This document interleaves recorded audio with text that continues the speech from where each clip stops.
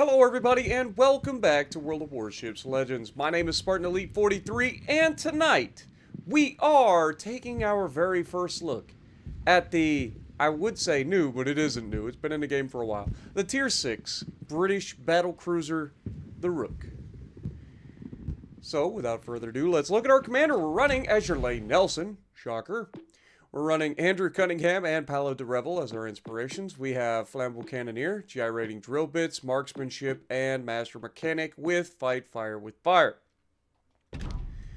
Our equipment, we've got Aiming Systems Mod 1, we've got Steering Gears Mod 2, and Concealment System Mod. We are fully upgraded. And as always, if you guys prefer Propulsion Mod, go for it. I run steering gears on a lot of my battleships just due to the fact that I like to be able to, turn in a specific time frame. Most battleships struggle in turning, and I tend to be going forward more often than not, so propulsion mod is kind of limited in my particular playstyle. However, if you guys prefer to run propulsion mod, go for it. But I always say that just because some people will be like, oh, Spartan, you always pick the wrong thing. Why you always do propulsion mod so much better? I'm like, dude, you got to understand that my my play style is different than yours, okay? That's all it is. Anyway, loadout. We do have defensive AA. You can swap that for a secondary booster if you like. We have the engine boost, we have 5 heals. We're running the Italian Unity flag because if you squint just right, it kind of looks like a Spartan helmet. And then, of course, we have the European camo on there as a permanent camo, just because that was the camo I chose. Specs, survivability, 59,200 hit points with a 13% torque reduction. Artillery, you got the 381mm 45 caliber Mark 7 main guns. You get 9 of them in a 3x3 configuration. You got 17.1 kilometers of range with a reload time of 29.4 seconds. 180 degree turret time, 24 seconds. With HE shell maximum damage of 5350 and a 34% chance to set fires. AP shell maximum damage, 12,540. Secondaries, so you got 114mm 45 caliber Mark II BDs. You get 12 of those reaching out to 5.2 kilometers, reloading in 5 seconds. They fire HE shells with a maximum damage of 1,700 and 8% chance to set fires. Then you have the 152mm 50 caliber Mark 22s. You get 16 of those, reaching out to 5.2 kilometers, reloading in 12 seconds, firing HE with a maximum damage of 2,150 and a 9% chance to set fires. One of the things that sets this apart from most battleships, because it's a battle cruiser, is that it has torpedoes. You get 4 of them, 2 off of either side of the ship in single launch torpedo tubes. It is a 4x1 configuration. They do not have very good torp angles, so good luck. Unlike some of the ships that you'll play later, these do not have turning torpedoes, meaning these torpedoes absolutely are awful to try to actually use, unless of course you're in a drive-by or something like that. I apologize. Anyway, 95-second reload time, 15,867 damage, so not the strongest torpedoes in the world, but it's tier 6, so it's pretty hard-hitting torp. 1.3 kilometers of detectability for the torpedoes, pretty average. Torpedo range, 8 kilometers, which is kind of nice. And torpedo speed, 61 knots is pretty, I'd say mid to slow. Okay. 20mm Oerlikon Mark 3As for the AA. You get 16 of those, doing 58 damage per second at 2 kilometers. Then you have the 20mm Oerlikon Mark 5s. You get 32 of those, doing 98 damage per second, reaching out 2 kilometers. Then you have the 40mm Vickers 2-pounders Mark 7. You get 16 of those, doing 56 damage per second, reaching out to 2.5 kilometers. And then you have the 40mm 39 caliber QF Mark 8s that you get, holy mother of God, be 48? I think it's 48. 119 of those. I don't know why I was struggling with that, but yeah. It was 6 times 7 be 42, so another 6 be 48. I don't know why in my head that was a lot harder math than it actually ended up being. 119 damage per second, 2.5 kilometers of firing range. So are you seeing a theme here? You got no AA until they are on top of you, essentially. 114 millimeter 45 caliber Mark II BDs. You get 12 of those doing 53 damage per second, firing out to 5 kilometers. So there's your only standoff AA is the 114 millimeter secondaries, and everything else is way up close and personal.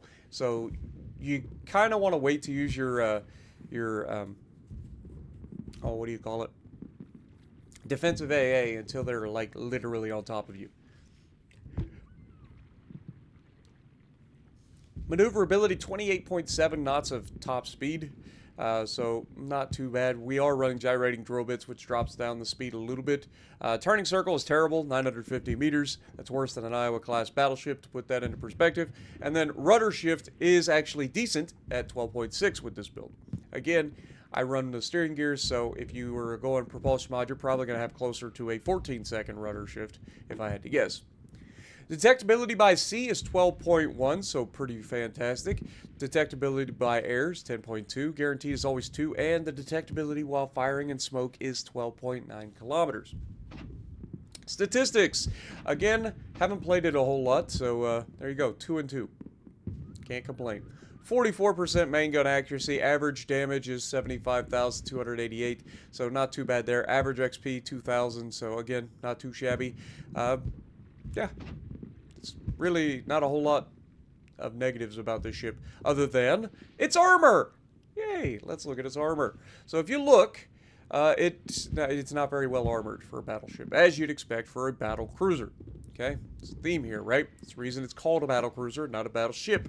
It has battleship caliber guns and has battle cruiser armor. So at the front, you have a 16 millimeter bow, meaning it can be overmatched by just about anything battleship caliber. So again, if we want to go into the overmatch mechanic, I'll bring it up real quick. I'm pretty sure it's anything 203 millimeters and above, but I could be wrong. All right, 16 times 14.3. That's 228. So yes, it's actually only the British cruiser Cheshire and above can overmatch the bow of your ship. Okay, which is a lot of stuff that can overmatch the bow of your ship. Everything else, cruisers below the Cheshire, probably not going to have any trouble. But again, this is where you're going to have to learn to live the skirt. We talk about this many a times, but if you're going to have a situation where you're going up against something that overmatches you, the last thing you want to do is just bow tank them. Open up that angle, make them look like they're going to get some big hits, and then make them look silly. Alright, so let's take a look at the armor. It's got decent torpedo protection there that helps protect your citadel a little bit below the waterline. And then, of course, it's got a little bit of armor up top. But if we get rid of all that, you can see that citadel is actually below water. But not by much. If you turn, you're raising your citadel up.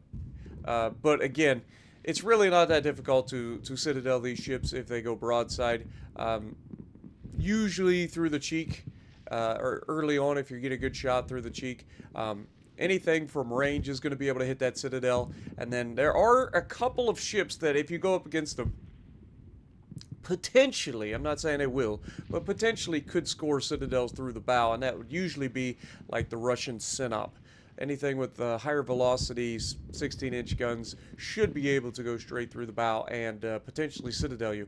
And definitely through the stern. Like, the stern is definitely an area where if you get overmatched, you are going to really be hurting, because you can easily be citadeled straight through the butt of this thing. So keep that in mind. Full speed ahead. Equipped or can be equipped with an engine boost. Hidden. Good concealment. Compromising. And incoming high caliber AP are more likely to overpit, but may still arm in some cases. Sorry about that, man. I am just struggling to get through this, and I apologize.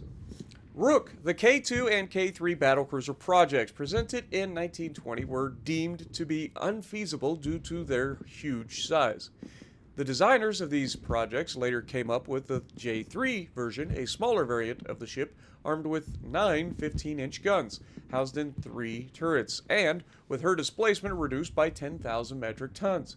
Such a ship could use any dock fit for Hood and could also pass through the important Suez or Panama canals. She was designed in 1920. So let's take a look at her. I mean, she's a typical British battlecruiser or British ship in general. A lot of flat angles, not a lot of angled armor at all. There's a little bit of angled armor here at the mid-belt, but it's really, really getting flat by the center of the ship.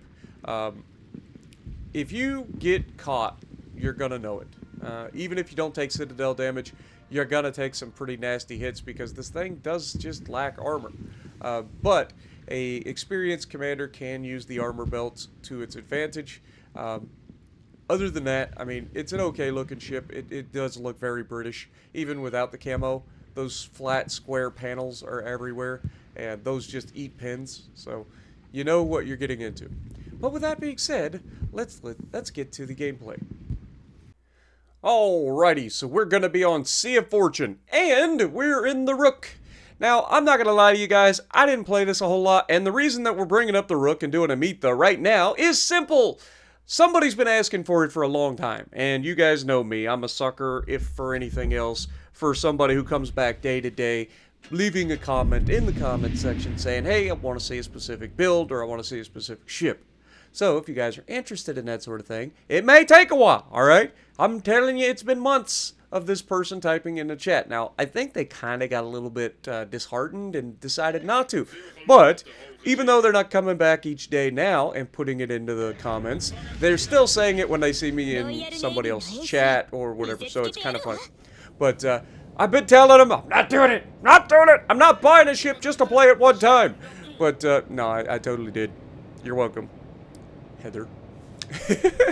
Anyway, we're going to go up here, we're going to showcase what this thing's all about, and we're going to play a game that's going to be the perfect counter to the Rook, and then show what sometimes you may have to do in order to still be effective and do what you got to do.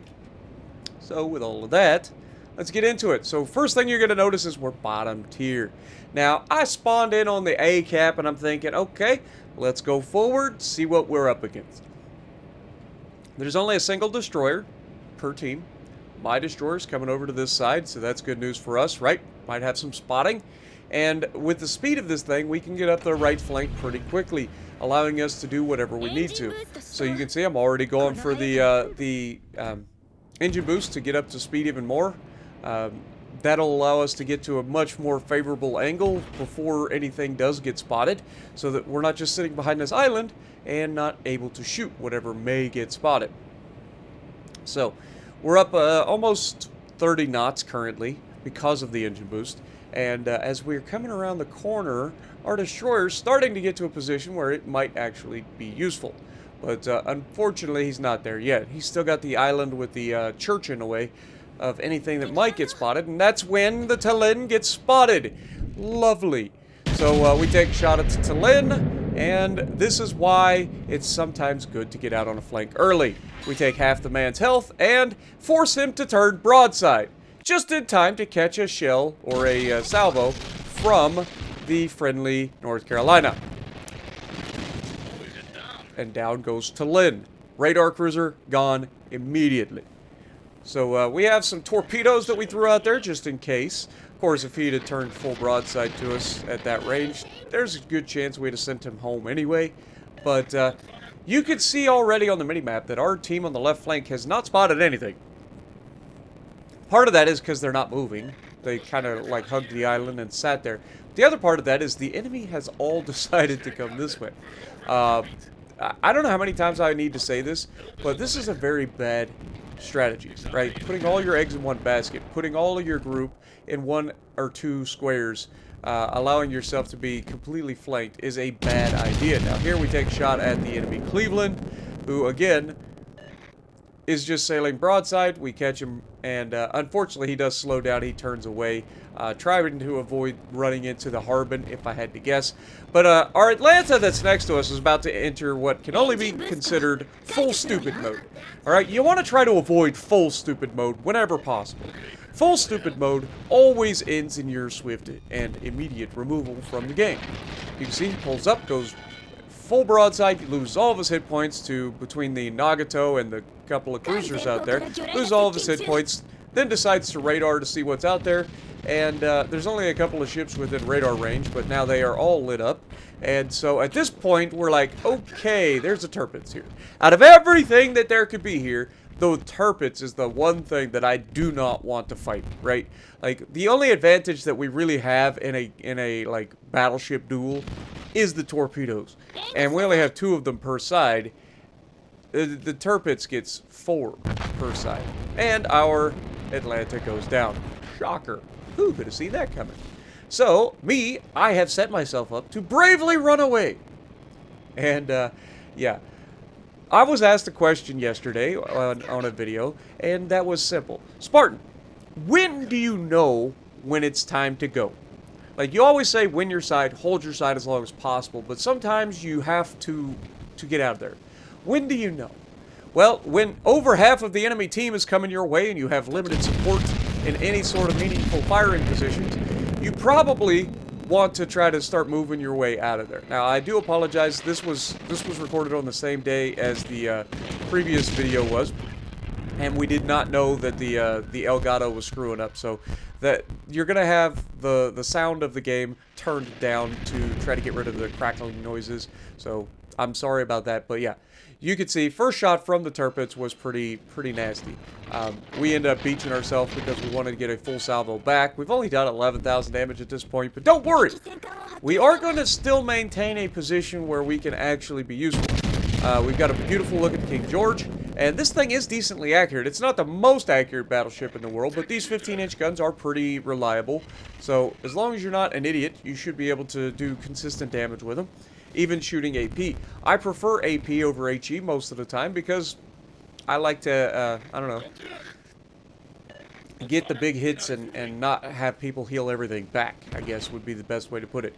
But we know the Tirpitz is coming, so we can't go toe-to-toe with that. He overmatches us, he has torpedoes. It's a lose-lose situation for me. So we're going to put some distance between us. Now, paying attention to where your team is and understanding what you want to do and having a plan for what you're doing is a big deal. Okay, a lot of people will simply just run away with no plan, no idea what their plan to re-engage or to affect the battle further is. Okay, that's why I always say win your side or hold your side, because that's the easiest thing for people to understand. It's like, hey, you spawn here, you deal with this, right? Regardless of how nasty it could be, you may die, but at least you will be effective in the battle by trying to hold your side. As long as you're just not going full broadside, getting yeeted immediately in the match, you'll do something. Now, because we get spotted here, we're the only one really out in the open at the moment. We are going to have to dodge some shells. You can see Cleveland shooting at us already. We're able to break contact. Not too bad. We're trying to line them up, see if we can get a shot over the island. Can't quite pull it off. Tirpitz looks like he's about to come around this far in. But if you pay attention to what he's doing, he's actually turning back in towards Alpha. We have the cap control. We don't have to do anything crazy, right? We have a 100-point advantage. We've killed a cruiser. They've killed a cruiser. But we're looking for anybody that would be the easy pickings. But we also know that we have a engine boost back. But our setup ends up detonating a ship. The destroyer. Why is it? It's always destroyers that get detonated, which is hilarious. It's very rare to get a detonation medal on anything that isn't a destroyer. But you can see we do take some shots here at the King George. We don't get any hits. The ship, like I said, it's accurate enough. It's not the most accurate. But everything that I just said is about to be tested. Because, again, we are going to put ourselves in a position to continue to be useful. Now, you can see these guys have been here the entire game, right? There's a cruiser that just got here, but this North Carolina has been here the entire game. He's the one that killed the Talin. He's got a good spot behind the island. As long as he maintains any sort of spotting, he should be able to utilize his guns from a safe firing position. Now here, the cruiser decides to go forward, stop, and then reverse right into me, and you can see him like, dude, what are you doing? Come on, man. Out of everything that you're doing here, you just like pull up, go full broadside in front of me, stop, and then reverse. It's like, really?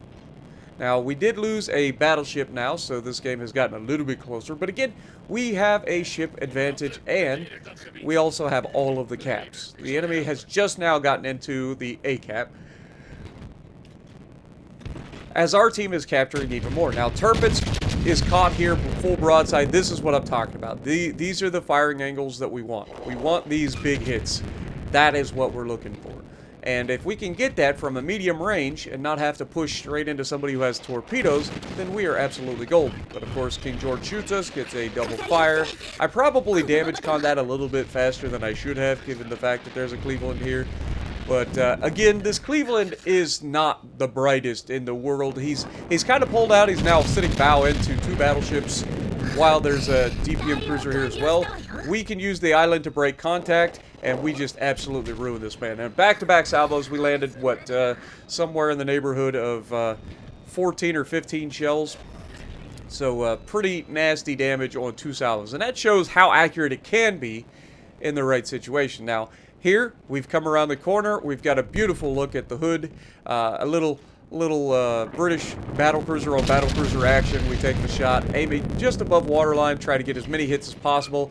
Not the best result. I'll be real honest. I thought that would do much better than that. We only got 3 pins, and I'm pretty confident some of those hit the guns because we didn't get as much damage as I was expecting there. I think we only ended up with like 4,000 damage from that shot.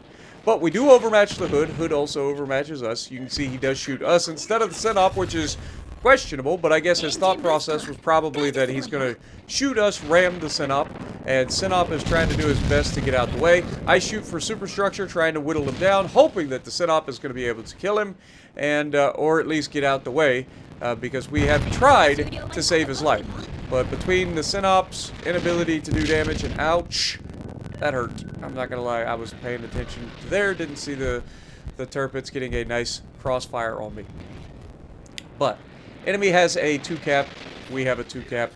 So at this point, it's anybody's ballgame. Now here, as we come around the corner, we do have a beautiful look at the broadside of the George.